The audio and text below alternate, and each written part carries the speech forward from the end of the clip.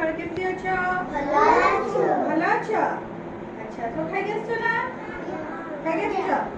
ଆଜି ଆମେ ଜାଣିବା କି ବଡ଼ ଗଛ କୋଉଟା ଛୋଟ ଗଛ କୋଉଟା ବୁଝିଲେ ନା? ତ ଗଛ ଚିହ୍ନିବା କୋଉଟା ବଡ଼ ଗଛ କୋଉଟା ଛୋଟ ଗଛ। ଆଚ୍ଛା କହିଲେ ଏଟା କୋଉ ଗଛ? ତୁଳସୀ ଗଛ। এটা ছোট না বড়? ছোট গছটি। এটা কি গছ? নড়িয়া গছ। নড়িয়া গছ বড় না ছোট? বড়। আচ্ছা কইলা কেতরা গছ না গলে যে বড় দেখিব কইলা বড় বড় গছ না গলে নড়িয়া ইয়ে না নড়িয়া গছ আর কিছু গছ না গো? তাଳ ଗଛ ଆଉ କଣ କିଏ କହିଲେ ବା?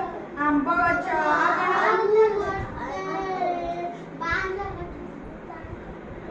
ଯୋଉ କହିଲେ ଗୁଆ ଗଛ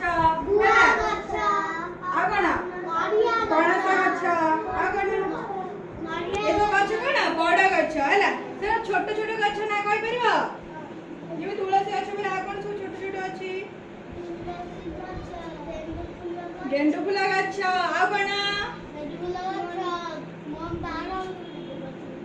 ଆଉ କଣ?